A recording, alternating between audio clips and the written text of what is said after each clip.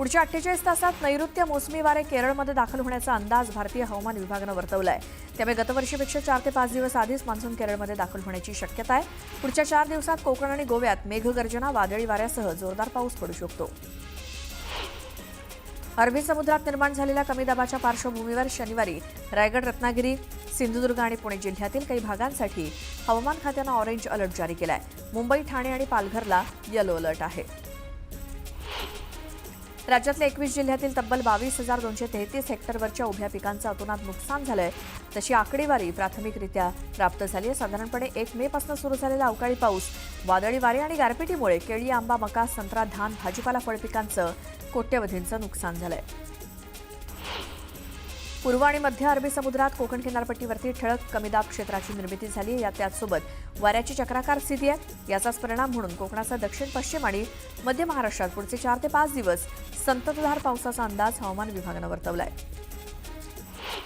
राज्य सरकारच्या तिजोरीत खडखडाट झाल्यामुळे महायुती सरकारनं आदिवासींच्या निधीवर पुन्हा एकदा डल्ला मारला। लाडक्या बहिणींसाठी 335 कोटी 70 लाख रुपयांचा निधी महिला आणि बालविकास खात्याकडे वळवण्यात आलाय। हा निधी लाडक्या बहिणींना मे महिन्याच्या हप्त्यापोटी दिला जाणार आहे। पाकला ड्रोन पुरवणाऱ्या एसिस गार्ड कंपनीशी संबंध असलेल्या एसिस इलेक्ट्रॉनिक या तुर्कीच्या कंपनीला महाराष्ट्रातील मुंबई आणि पुण्यातील मेट्रो प्रकल्पांमध्ये तिकीट प्रणालीशी संबंधित काम मिळालं असून कंपनी अजूनही हे काम करत असल्याची बाब उघडकीस आली आहे। दरम्यान या प्रकरणाची चौकशी केली जाईल असं मुख्यमंत्र्यांनी सांगितलं। अतिदुर्गम भागात नव्यानं 38 अंगणवाड्या सुरू करण्यास मान्यता मिळाली आहे। यापूर्वी मान्यता दिलेल्या 145 अंगणवाड्या बांधून पूर्ण झाल्यात। या अंगणवाड्यांना आता त्वरित पोषण आहार आणि प्राथमिक आरोग्य सेवा मिळणार अशी मोठी घोषणा आदिती तटकरेंनी केली। विधिमंडळाच्या अंदाज समितीच्या धुळ्यातल्या कथित लाच प्रकरणाची चौकशी करण्यासाठी लोकसभेच्या धर्तीवर चौकशी समिती स्थापन करण्यात येणार आहे। गेल्या 20 वर्षांनंतर झालेल्या या प्रकारामुळे विधिमंडळ चांगलंच आक्रमक झालं असून ज्येष्ठ आमदारांची समिती नेमली जाणार आहे। मतदानाच्या दिवशी मतदान केंद्राच्या बाहेर मोबाईल ठेवण्यासाठी सुविधा उपलब्ध करून देण्याचा निर्णय केंद्रीय निवडणूक आयोगानं घेतलाय। मात्र मतदारांना मतदान केंद्रात मोबाईल घेऊन जाण्यास परवानगी दिली जाणार नाही। सोबतच आता मतदान केंद्राच्या 100 मीटर अंतराच्या आत प्रचाराला देखील मनाई करण्यात आली आहे। प्रसिद्ध कवी आणि गीतकार गुलजार यांना ज्ञानपीठ पुरस्कारानं सन्मानित करण्यात आलं। त्यांच्या वांद्रे इथल्या निवासस्थानी हा पुरस्कार प्रदान करण्यात आला। भारतातला हा सर्वोच्च साहित्य सन्मान आहे। मध्य रेल्वेच्या माटुंगा मुलुंड दरम्यान अप आणि डाऊन धीम्या मार्गावरती रविवारी सकाळी 11:05 पासून ते दुपारी 3:55 पर्यंत मेगा ब्लॉक घेण्यात येणार आहे। तर पश्चिम रेल्वेवर भाईंदर आणि बोरिवली दरम्यान अप जलद मार्गावर शनिवारी रात्री 11:30 ते 3 आणि डाऊन जलद मार्गावरती मध्यरात्री 1:15 पासून ते 3:30 या कालावधीत ब्लॉक असेल। देशात विमान प्रवाशांच्या संख्येत प्रत्येक महिन्याकाठी मोठी वाढ होताना दिसत असून एप्रिल महिन्यात देशात एकूण 1,43,00,000 लोकांनी विमान प्रवास केला। गेल्या वर्षीच्या एप्रिल महिन्याच्या तुलनेत चालू वर्षातील एप्रिल महिन्यातील प्रवासी संख्येत 8.45% वाढ झाली आहे। यंदा छाटणीची कामं संथगतीनं सुरू आहेत। परिणामी गेल्या 2 ते 3 दिवसांपासून सुरू असलेल्या वळवाच्या पावसात 37 झाडांचं नुकसान झालं। त्यापैकी काही झाडं मुळासकट उन्मळून पडली तर काही झाडांच्या फांद्या तुटल्या आहेत।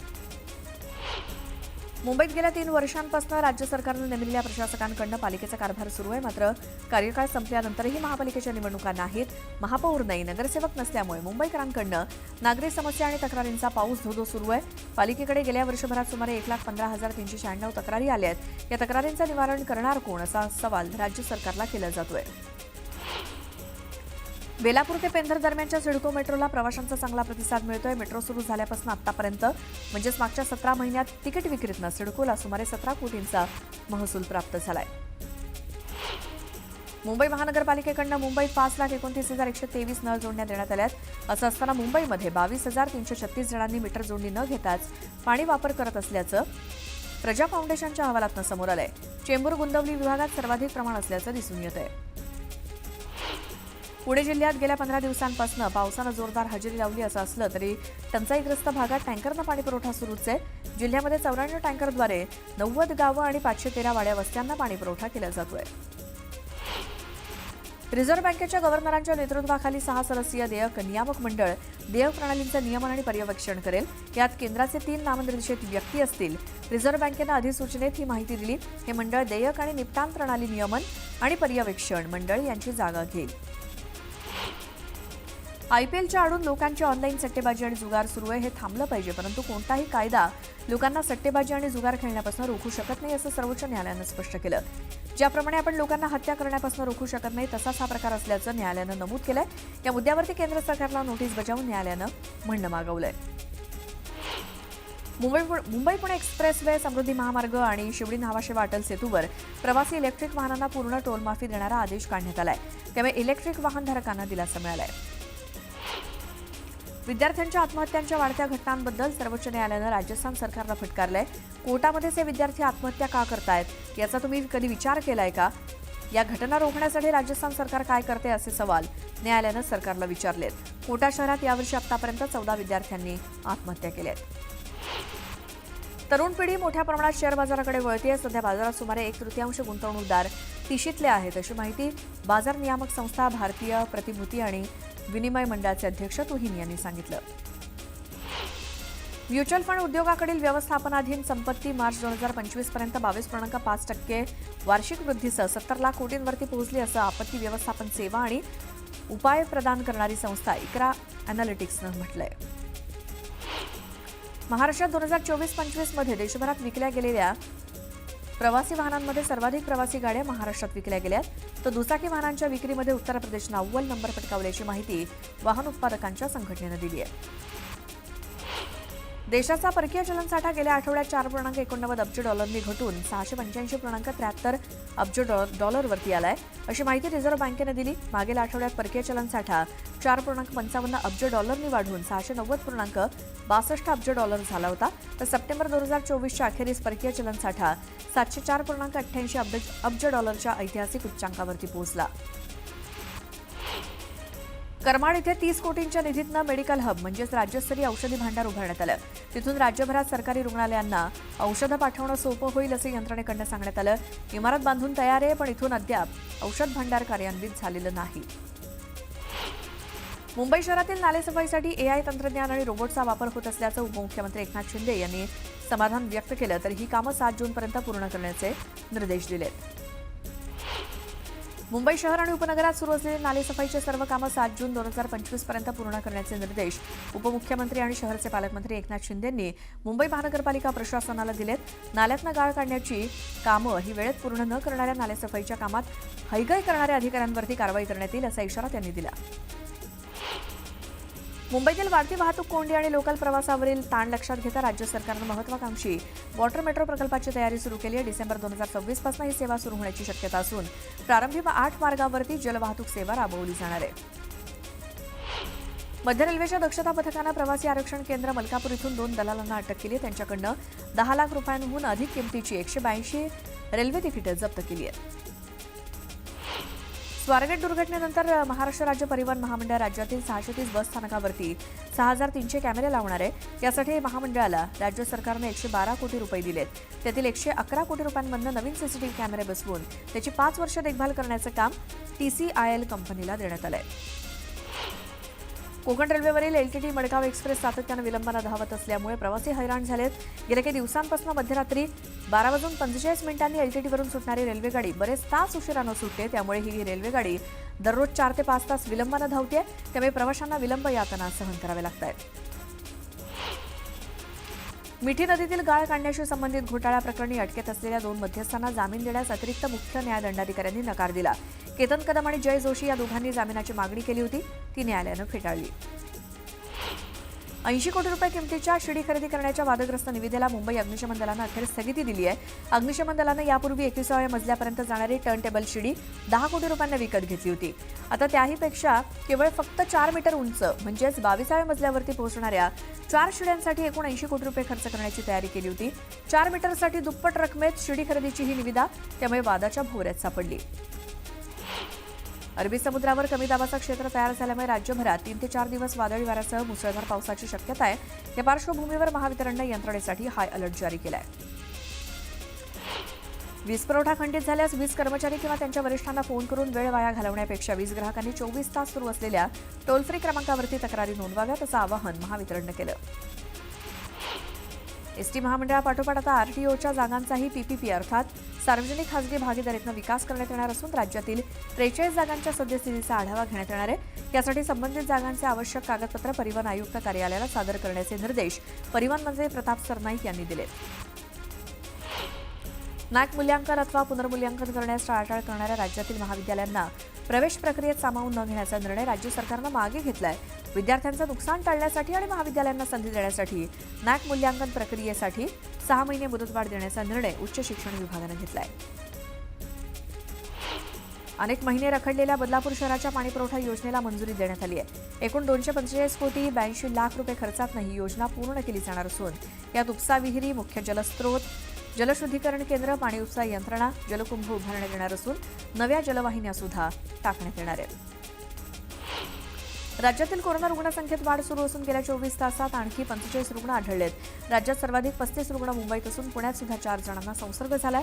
या महिन्यात कोरोनाचे एकूण 177 रुग्ण आढळले। ठाण्याहून बोरिवली आणि वसईच्या दिशेनं जाणाऱ्या घोडबंदर रोडवर शुक्रवारी सकाळी वाहतूक कोंडी झाली। घोडबंदर रस्त्यावरती मोठी वाहनं आणि रस्ते कामांमुळे वाहतूक कोंडी झाली होती। या वाहतूक कोंडीमुळे ठाणेकरांचे मोठे हाल झाले। जळगावातील सर्व कृषी केंद्र चालकांसोबत खरीप हंगामाच्या पार्श्वभूमीवर जिल्हाधिकारी आयुष प्रसाद यांनी आढावा बैठक घेतली। शेतकऱ्यांना जीएसटी तसंच पक्क बिल देण्यात टाळाटाळ करणाऱ्या कृषी केंद्र चालकांवरती कारवाईचा इशारा जिल्हाधिकाऱ्यांनी दिलाय। मुख्यमंत्री देवेंद्र फडणवीसांनी सांगलीतील कायदा सुव्यवस्थेचा आढावा घेतला। नवीन फौजदारी कायद्यांची प्रभावी अंमलबजावणी करून आरोपींना कठोर शिक्षा द्यावी अशा सूचना फडणवीसांनी पोलीस दलाच्या अधिकाऱ्यांना दिल्या। नागपूर गोवा शक्तीपीठ महामार्गासाठी 100 पट रक्कम जरी दिली तरी आम्हाला शक्तीपीठ महामार्ग नको अशा संतप्त भावना शेतकऱ्यांनी व्यक्त केल्या। त्यासोबत अधिकाऱ्यांना शेतकऱ्यांनी धारेवर धरलं। सोलापुरात 9 वर्षीय शाळकरी मुलीचा मृतदेह पुरलेल्या अवस्थेत आढळला। दक्षिण सोलापूर तालुक्याच्या कुसूर गावात ही धक्कादायक घटना उघड झाली आहे। मुलीच्या वडिलांनी मुलीचा खून केल्याची तक्रार पोलीस पाटलांनी दिली आहे। राष्ट्रवादी काँग्रेसच्या गौरवशाली महाराष्ट्र महोत्सव मंगल कलश यात्रेचा किल्ले रायगडावरती समारोप झाला।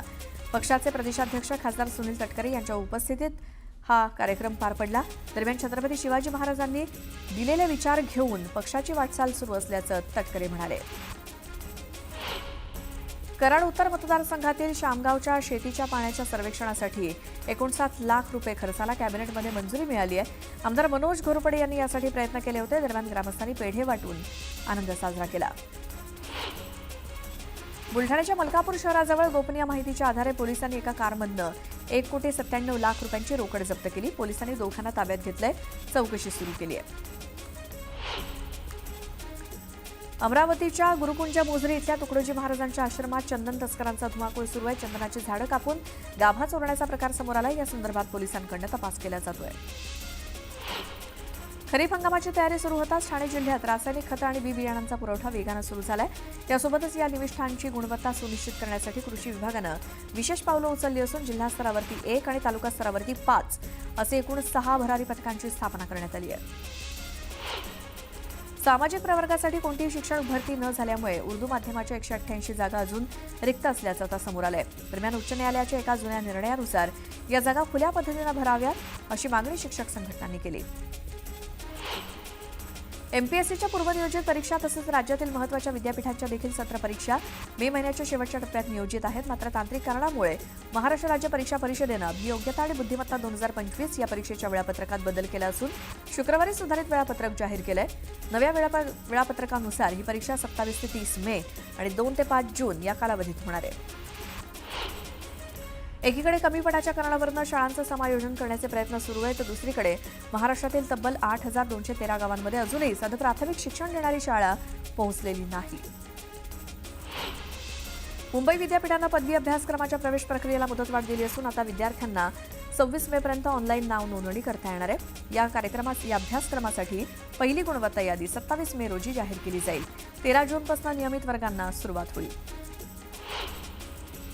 11वी ऑनलाईन प्रवेश प्रक्रिया 21 मेला तांत्रिक अडचणींमुळे ठप्प झाली होती। शिक्षण विभागानं पूर्वतयारी केली नसल्यामुळेच विद्यार्थ्यांना फटका बसला। त्यामुळे विद्यार्थ्यांना ऑनलाईन ऑफलाईन प्रवेशाची मुभा देऊन प्रवेश प्रक्रिया मोफत करावी अशी मागणी विद्यार्थी संघटनेनं केली आहे।